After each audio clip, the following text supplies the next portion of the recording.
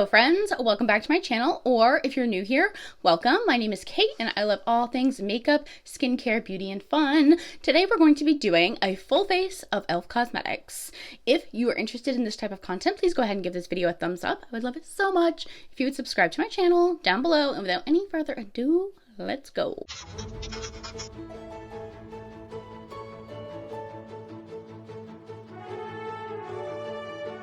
Okay, so as I mentioned in the intro, today we're going to be doing a full face of E.L.F, which I'm super excited about. We're going to start off by priming our face.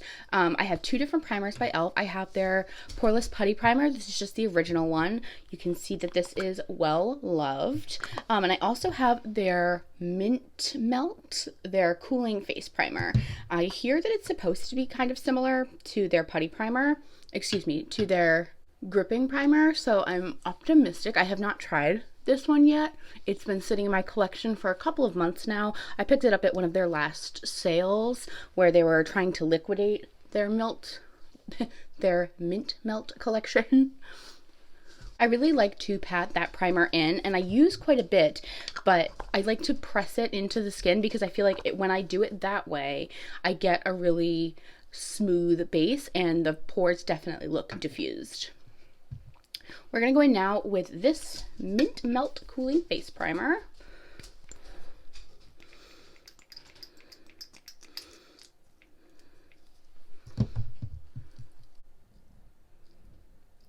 Definitely sticky and definitely cooling, which is actually very nice. Up here in my beauty space, it gets really toasty really quick. For brows, we're going to use this by E.L.F. This is their Instant Lift Brow Pencil. I'll be honest, it's not my favorite pencil in the world, but I definitely do enjoy it. If you see me looking over here, I'm just looking into my mirror.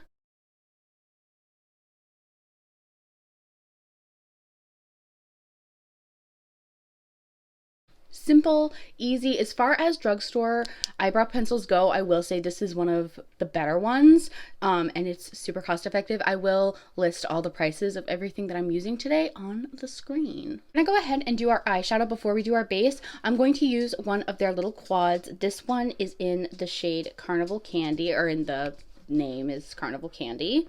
I'm going to take a fluffy brush and we're going to go in with this saddle shade, and we're just going to blend that into our crease.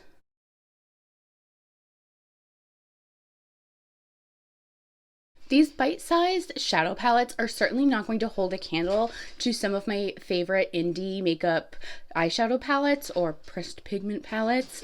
However, I feel like in a pinch or on the go or on a day when you're really just trying to get a quick, effortless look, they really can come in handy. I used to have, I think it was called Rosewater, and it broke on me, which was a bit of a disappointment.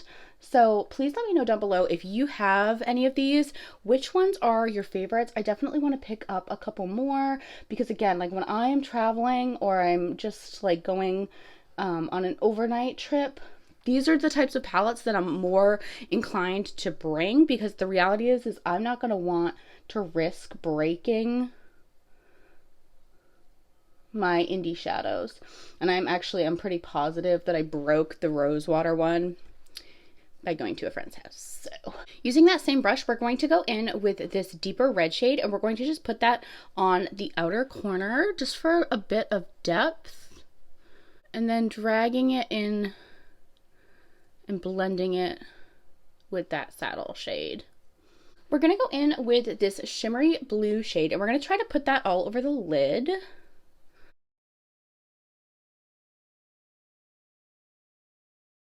So while these shadows certainly aren't going to be winning any prizes for being novel or like an exceptional formula, I do think that they really do the job. Like, this eye look looks a little silly right now because I don't have the rest of my base on, but I was able to create a pretty dramatic and I think pretty and unique eye look with these 4 shadows, and these are incredibly cost effective. I believe they retail for $3 or $4. Again, I will keep all the prices on the screen down below. I think that if you are in a pinch and you're looking for something, if you're going to be like traveling a lot, I really do think these are a great option, as far as they're not going to be something that's going to break in your eyeshadow, or in your makeup bag rather. For foundation today, we're going to go in with this by E.L.F. By E.L.F. It's an E.L.F. video. This is their Camo CC Cream. This is their color correcting full coverage natural finish. It does have SPF 30 in it, which is a nice touch. I have something in my eye. And then for concealer today, we're going to use, this is their Hydrating Camo Concealer. I need to get a new one of these because this has seen some better days, but we're gonna go ahead anyways and just apply that under the eyes. I do apologize if you can hear barking. My dogs are wrestling. They have no concept of time, or, you know, that mom's a little busy at the moment. They just don't care. They don't care. Very rude, but very true. We're going to try 2 pumps and just spread this out. I'm using my Dose of Colors sponge to apply this. I do prefer a sponge with this formula. It's a little bit thicker, and so I typically find that if a foundation has a little bit of that thicker consistency, that a sponge and a patting technique is going to apply it better for me than a brush. To set my face today, we're going to go in with this, and this is their Camo Powder Foundation. So certainly they have loose powders. I admittedly just don't have any right now. I desperately need to place an E.L.F order to get some more E.L.F products into my collection, because again, E.L.F is just gonna be one of those like classic staples that provide the everyday basics that work well for an appropriate price point. And it always begs the question, right? And I don't think I'm alone in this, but it always begs the question, if E.L.F can do it for this price point, why can't literally anyone else? Why can no one else manage it?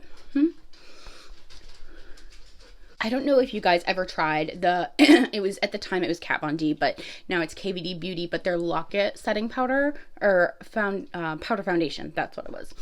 But this is giving those vibes. And mind you, I loved that powder with my whole heart, loved that powder, because I always got compliments on how smooth my skin looked.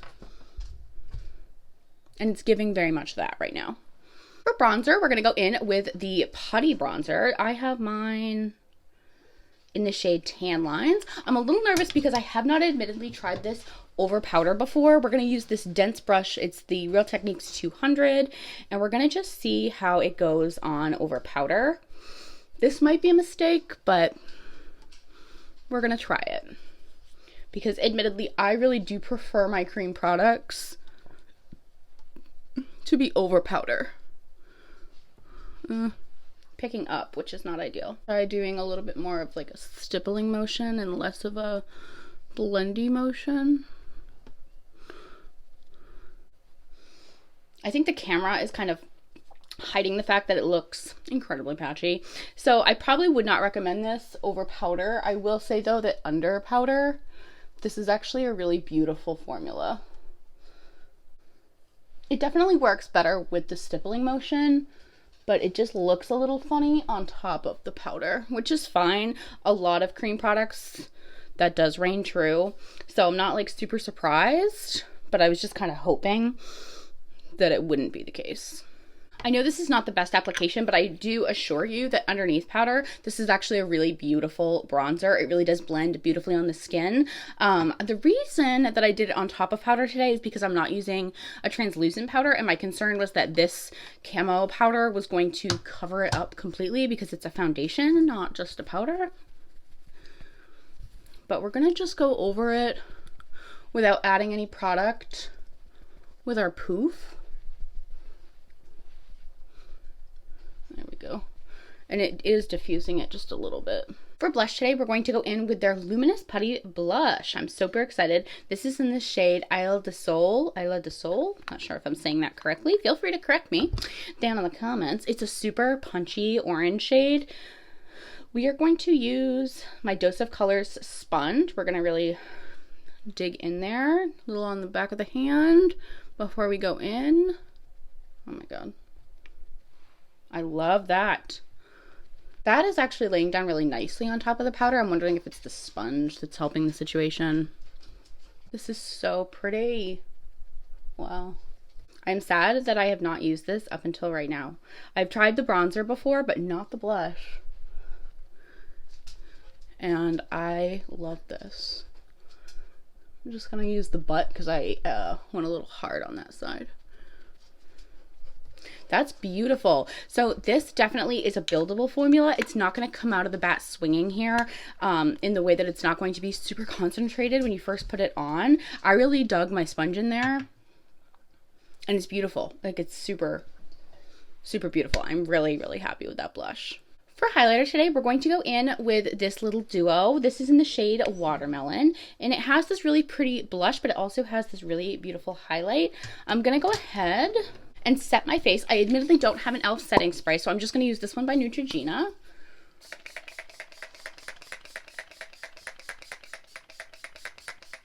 I'm going to use my Real Techniques brush, and we're going to just pop that onto the high points of the cheeks. I think this is going to complement, yep, that blush shade really well. And I am exactly right. So pretty and just like so easy. These are also just so cost effective.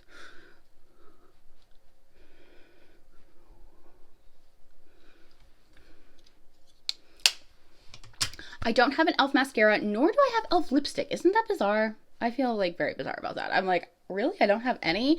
I feel like I did, and I must have decluttered them or like lost them along the way here. So I'm just going to finish up the rest of my base, and then I will be back to talk to you guys about my final thoughts and final like recommendations / you could skip over this. Okay, so I am back and our makeup is done. I really like the base. I really like the eyes. I'm feeling really good about how our makeup is looking. So as far as the primers, this is admittedly my first time trying this primer, so I'm definitely going to need to try it more, but I do appreciate that it has a sticky base. This is actually no longer available, but I would recommend trying their Power Grip primer, and they have a newer one with niacinamide in it. That is actually in my e.l.f. cart right now, so I definitely want to pick that up. However, I do want to use this up. This is actually in my project pan, as is this. I have a couple different versions of this. This is just, again, their normal Poreless Putty Primer. I feel like this got so much hype when it first launched and it kind of fell off, but for me, this is still a staple. I really do feel like if you use the product in a way that you're pressing it into the skin, it really does create a poreless base. Of course, it's not going to actually erase your pores, right? It's not an actual magician, but it's definitely going to diffuse the look of pores. This combo, I really like my base right now. This foundation is definitely nice. It is absolutely not my favorite foundation by any stretch of the imagination, but I do think it's nice. My gripe with this foundation is the longevity, and I think part of that is that it's a CC cream. I have combination skin, and so my T-zone tends to get really oily, and right here especially, I sweat a lot, especially if it's like warm outside. So for me, this is just not as long lasting as some of my other favorites. However, this will definitely last you 4 to 6 hours without starting to break apart. If you have combination or oily skin though, after that 6-hour mark, it is going to start to go downhill and kind of break up a bit. So that's just my cautionary tale. I do think it's nice. I'm happy I have it in my collection. There are days when I'm just like going out and about running errands and I need makeup for 4 to 6 hours, sometimes even less, that this comes in really handy and it's really beautiful. I just wanted to note that the longevity is certainly not as grand as some of my other favorites. This powder is absolutely beautiful. If you like powder foundations on their own, I think you will enjoy this. It's definitely medium to buildable full coverage. I didn't mention that about this, but this is definitely a full coverage product. So if you like a medium to sheer coverage, this is not going to be the one for you. If you like a more full coverage product, I think you're going to love this. This is going to definitely be, though, buildable, full coverage, definitely right off the bat medium. I really enjoy using powder foundations on top of foundation because I am a full coverage girly. I just love it. It is what makes me feel beautiful. It is what makes me feel confident. I really enjoy this. I feel like it does a nice job diffusing the look of my pores, locking everything into place. 10 out of 10. I really enjoy this, and I definitely recommend this. I love both of these putty products. I know that they have gotten some mixed reviews, but even though I use the bronzer in a way that it's not totally meant to be used today, I still like the way that my makeup turned out. Maybe up here it's like a little muddy, but if we just look past the fact that I applied it in a way that was not optimal, This applies beautifully on top of foundation and under a translucent powder, or if you don't powder your face, you could just apply it on top of foundation or even on your bare skin. My only gripe with these pots is how small they are. So especially the bronzer one, I'm used to using a bigger brush. And so it is a little bit tedious to have to like really swirl your brush in there, but that's like a very minor thing. These are certainly more cost effective than other cream products on the market, and I definitely recommend both of these. This is again an Isla de Sol. I love this. I feel so pretty in this color. Did apply the blush with my sponge, and honestly, you cannot tell that I applied it over powder in the same way that you can tell the bronzer was applied. So I'm wondering if the bronzer would have applied better if I used my sponge, because this actually applied really beautifully on top of the powder. Little bite-size duos I think are super cute. They're certainly, again, they're not my favorite formula. E.L.F's powder blushes are not my favorite formula. They're a decent formula, but they're definitely nothing revolutionary or super special. I do really appreciate the highlight though. The highlights in these, stunning. 10 out of 10. If for no other reason you pick one of these up, I think that the highlighters are definitely worth it. I love this concealer. This one it's like pretty past its prime, so I definitely need to pick up a new one. But I really like this. This is, again, the hydrating version of their Camo concealer, and I just think it does a nice job. It's quite full coverage. It does a nice job color correcting any of my discoloration under my eyes. 10 out of 10. I love this concealer. Last but certainly not least is this little eyeshadow palette that we used. Again, I have mine in the shade Carnival Candy. They definitely have more neutral eyeshadows if you are definitely more neutral girly or boy. But I think that these are totally worth it in the sense that they're going to be quick, everyday, easy, travel-friendly palettes. Again, if you're going away for the night, if you're going away for the weekend, if you're going away for the week, these are a great option to pack in your bag. You don't have to worry about them breaking, because at the most you've lost $3 versus packing a higher end palette and you're out $30 to $100, right? So $3, 30, literally 10 times the price. So I just think that these are great for quick, easy, everyday makeup and on the go. Thank you guys so much for watching today's video. If you enjoyed this video, please go ahead and give it a thumbs up. It would mean so much to me if you would subscribe to my channel down below. As always, please stay happy, stay healthy, and stay blessed, and I will see you on the next video. Bye.